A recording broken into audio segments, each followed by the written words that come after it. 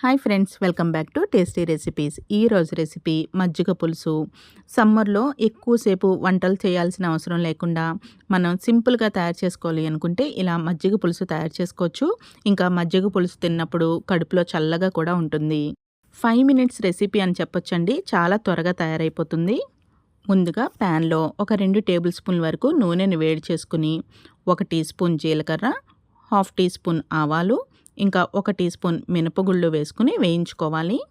స్టవ్ని లో ఫ్లేమ్లో పెట్టుకుని దోరగా వేయించుకోవాలి.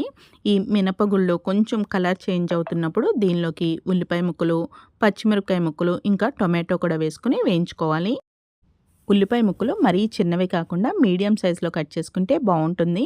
ఇంకా టొమాటో తీసుకునేటప్పుడు కూడా బాగా పండిన టొమాటో అయితే మనకి మజ్జిగ చారు బాగుంటుంది. ఇప్పుడు దీనిలోకి కొంచెం ఫ్రెష్ కరివేపాకు కూడా వేసుకోవాలి. కరివేపాకు పోపులో వేసాము అంటే బాగా ఎక్కువ వేగిపోతుందండి. అందుకని ఇలా ఉల్లిపాయ ముక్కలు, టొమాటో ముక్కలు వేసిన తర్వాత వేసాము అంటే ఆ కరివేపాకు ఫ్లేవర్ అంతా కూడా మనకి ఈ మజ్జిగ పులుసుకి బాగా పడుతుంది. ఉల్లిపాయ ముక్కలు కొంచెం పచ్చివాసన పోయి ట్రాన్స్పరెంట్గా అయితే సరిపోతాయండి. మరీ ఎక్కువ బ్రౌన్ కలర్ వచ్చేయాల్సిన అవసరం లేదు. ఇంకా టొమాటో కొంచెం పండినది తీసుకుంటాం కాబట్టి త్వరగానే మగ్గిపోతుంది. ఇలా మనకి మెత్తగా అయిపోవాలన్నమాట టొమాటో. అప్పుడు దీనిలోకి కొంచెం కొత్తిమీరని వేసుకోవాలి.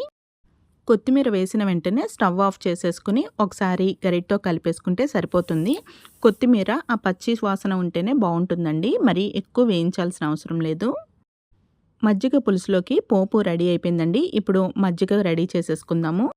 మజ్జిగ పులుసు అంటే మరీ మజ్జిగలాగానే ఉండాలి అని కాదండి. మనం పెరుగులాగా కొంచెం చిక్కగా కూడా ఉండొచ్చు. అది మన టేస్ట్కి తగ్గట్టుగా నీళ్ళని యాడ్ చేసుకోవచ్చు.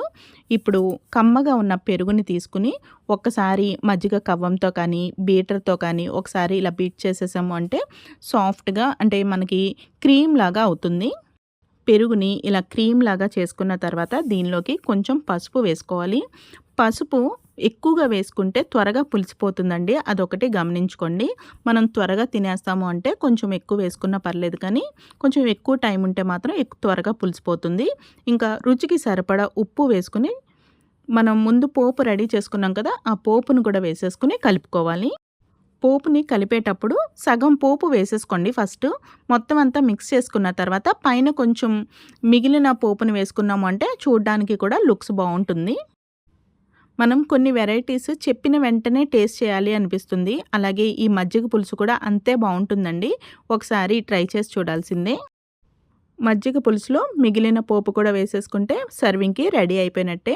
ఇలా చిక్కగా కావాలి అనుకుంటే ఇలా చిక్కగా ఉంచుకోవచ్చండి. లేదు కొంచెం పలచగా ఇష్టపడతాము అంటే దీనిలో కొంచెం వాటర్ యాడ్ చేసుకోవచ్చు. ఎండాకాలంలో కడుపు చల్లగా ఉండే మజ్జిగ పులుసు తయారీ విధానం చూశారు కదండి. మరి ఈ వీడియో మీకు నచ్చినట్టయితే ఫ్రెండ్స్కి, ఫ్యామిలీ మెంబర్స్కి షేర్ చేయడం మర్చిపోకండి. మరొక ఇంట్రెస్టింగ్ అండ్ టేస్టీ వీడియోతో మళ్ళీ కలుద్దాము. Thank you for watching food re channel.